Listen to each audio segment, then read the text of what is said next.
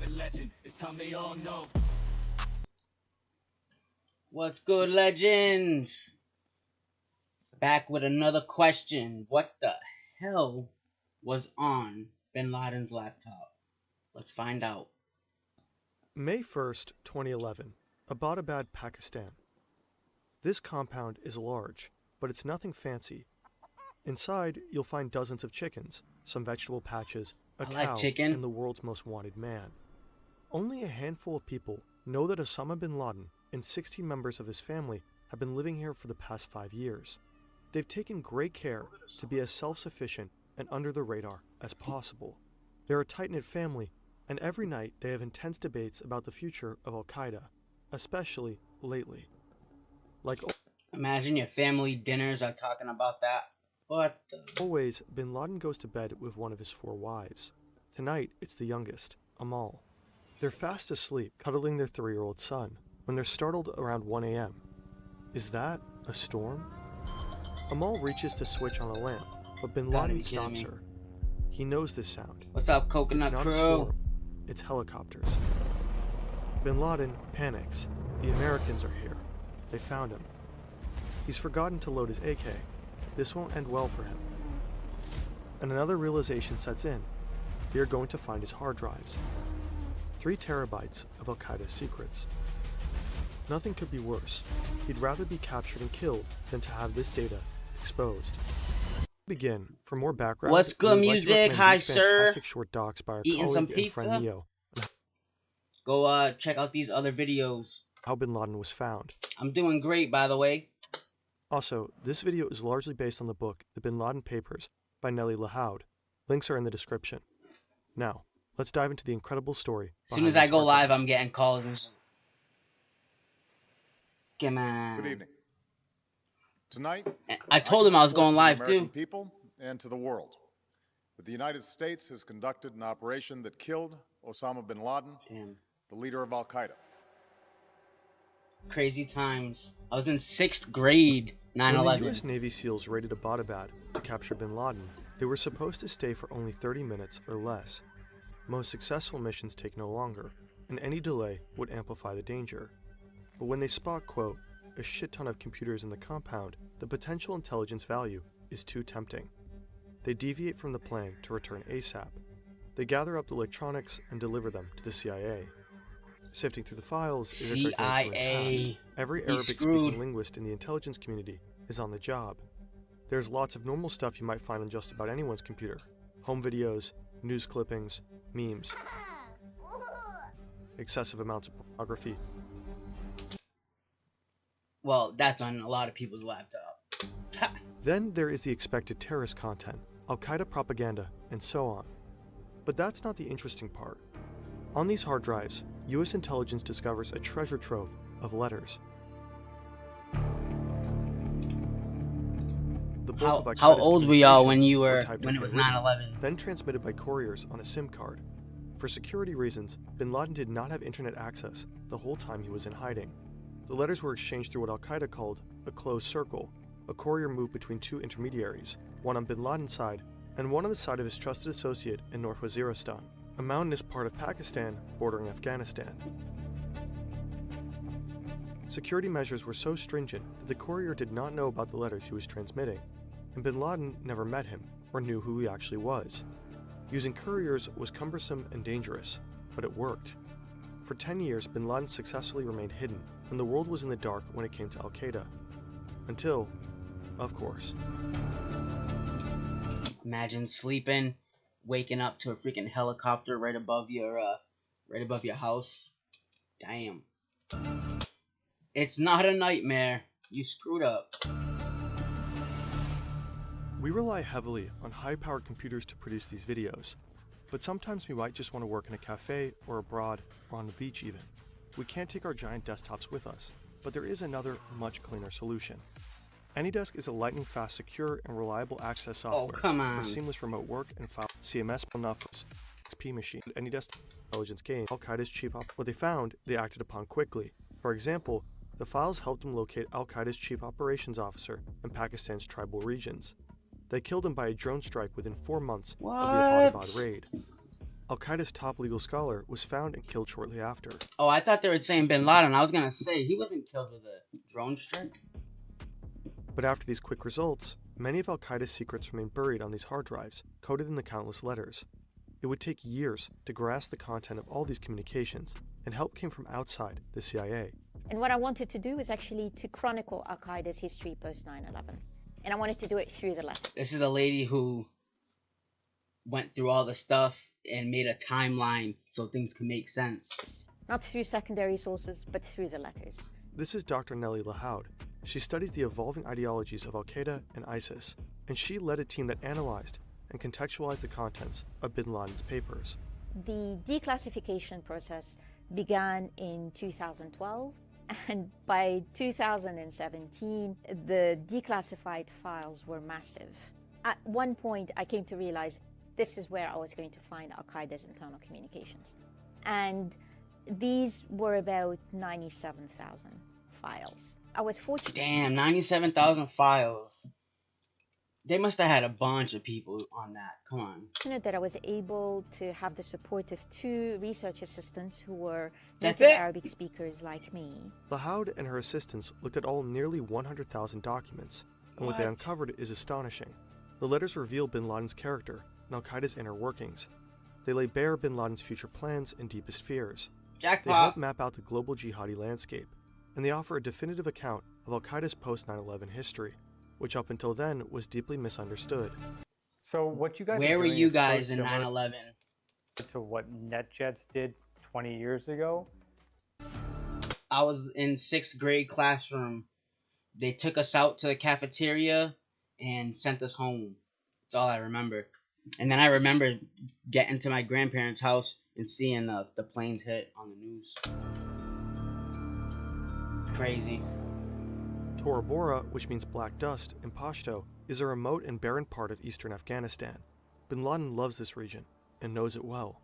It held a special place in Bin Laden's heart since the 1980s, when he made a pilgrimage from Saudi Arabia to assist the Afghan Mujahideen in the holy cause of fighting the Soviets.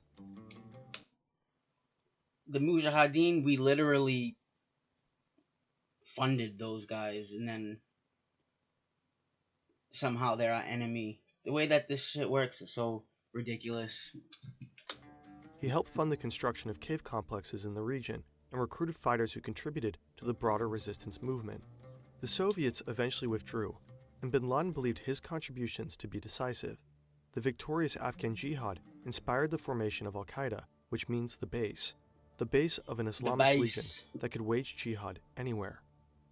At that time, Bin Laden and the Americans were on the same side, both in Tora Bora, supporting the Afghan Mujahideen and resisting a Soviet invasion. See? I wasn't Now, capping. 14 years later, Bin Laden is cowering from them, fleeing into the same mountains that he once used as a stronghold. But the CIA are on his tracks. It's tough to say that you're cowering when the freaking United States is literally trying to kill you. Anybody would run from that, no? On December 3rd, 2001, the situation turns grim for Al-Qaeda.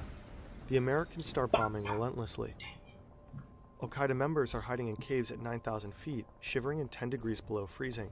They have no access to drinking water because it's frozen. The bombs keep raining destruction. Against Classic all holdout. odds, Bin Laden escapes the US troops, but he's not feeling celebratory. He knows that at any moment he can be killed, so he hastily draws up his will.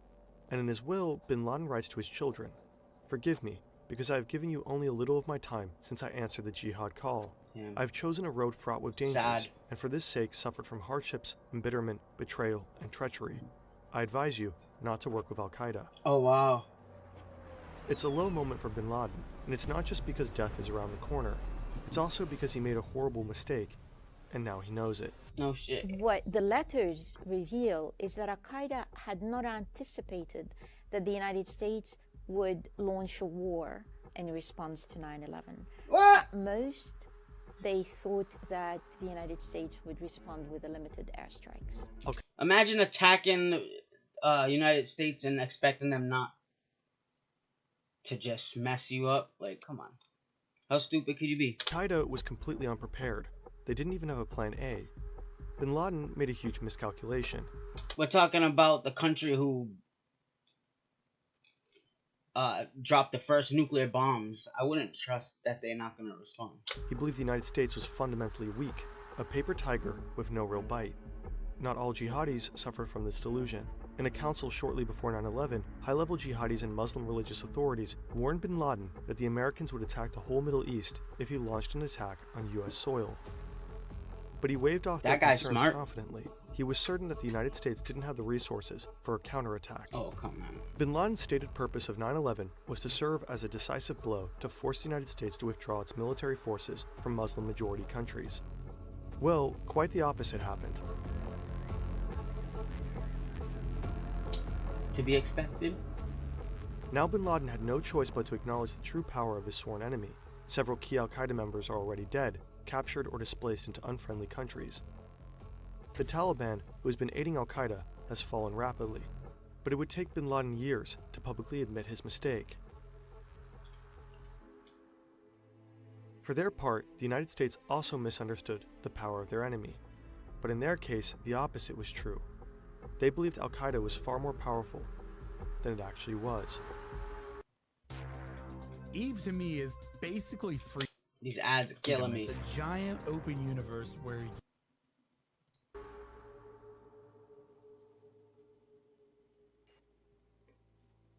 Up until bin Laden's death, al-Qaeda was widely perceived to be the major player in the global jihadi landscape. 9/11 shocked the world, and it was assumed that only a very powerful network could harm the world's greatest superpower in such a devastating manner. Most people believed al-Qaeda was still pulling the strings when it came to other Islamist terrorism. You guys think that we could have prevented this? Supposedly there was many intelligence on this before it happened, but they just had bad communication. They didn't believe other people, but sad. We got a heads up and it still happened. Madrid and London bombings of 2004 and 2005 were falsely reported to have been orchestrated by the group. And for a while, bin Laden fed that narrative, publicly cheering on jihadis and allowing people to believe that he was calling the shots. Al-Qaeda continued to release public statements, which allowed them to project strength that they did not have. They fed the illusion that the jihadi landscape was a united front. But the papers show that the post-9/11 reality looked quite different. So when bin Laden disappeared from the scene, we learned that he stopped communicating with his associates for about 3 years. Now, he was watching the news, he was releasing public statements, but he had no knowledge about what was happening in the world of Al-Qaeda itself because he was hiding. So between 2004 all the way to 2011, all the letters make it absolutely clear that Al-Qaeda did not have the resources and did not have the personnel to mount international terrorism. It sounds like we didn't have the resources either. Supposedly only 3 people went through 100,000 letters. Quote-unquote successful jihadis capable of international terrorism were in almost all cases operating independently of al-Qaeda. From the outside, the movement appeared to be united under al-Qaeda, but in reality, the network was riddled with internal divisions. Al-Qaeda was at constant odds with affiliate groups because of differing strategies, power struggles, and serious trust issues. Later letters show that much of al-Qaeda's post-9/11 focus was on managing these tensions. In highly bureaucratic al-Qaeda memos, you can tell that bin Laden's educational background is in business administration and not religious scripture. He's a hands-on boss with a tendency to micromanage, running al-Qaeda like a failing company. He's preoccupied with the competition, It failed, alright. with rebranding, with PR scandals, and with potential mergers. He's anxiously trying and failing to control the affiliate groups. He's afraid different strategies are tarnishing the al-Qaeda brand. These groups ended up focusing their attention locally, and in the process, they mounted many indiscriminate attacks that saw many Muslim casualties, and this upset bin Laden deeply. Many, if not probably all these attacks, were not authorized by bin Laden or the top leadership of Al-Qaeda. Radicals. We find bin Laden and his associates remarkably rogue calling for less Al-Qaeda terrorism rather than more terrorism out of these groups. But this isn't to kind of paint them as being, peaceful makers. They wanted the attacks of all these groups to be targeting the United States.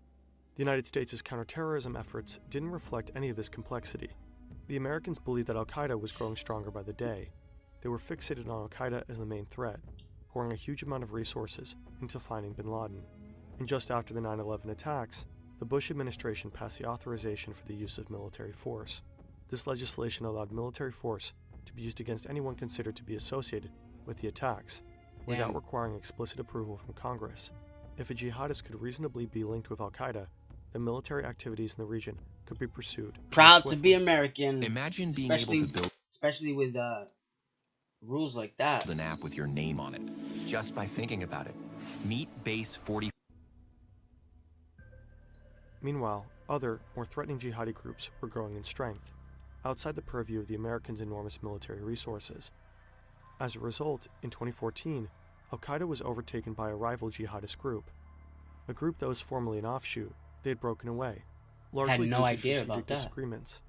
Bin Laden tried and failed to keep that group under control, but after a point, they simply stopped responding to his letters.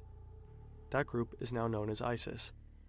The letters reveal another fascinating delusion of bin Laden, which helps explain why he was ultimately captured.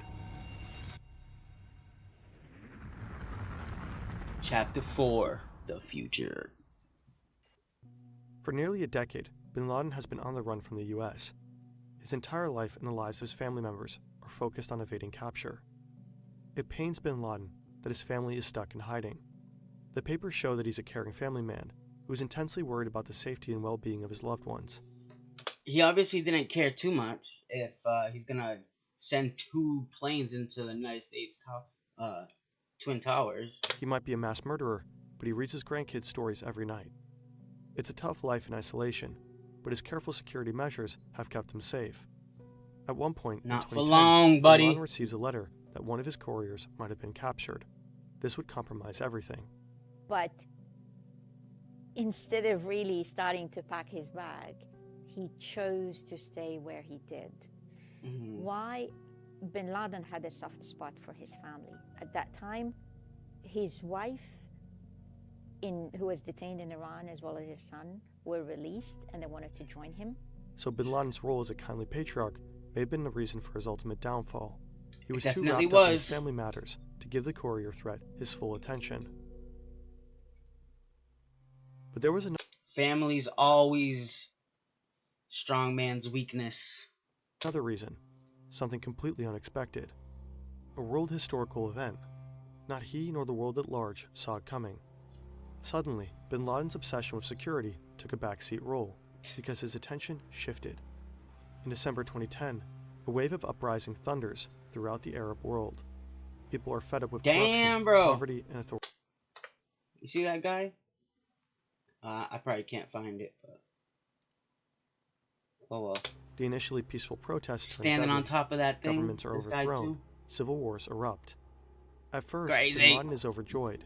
The people are demanding the removal of corrupt dictators, which he and other jihadists have been advocating for years.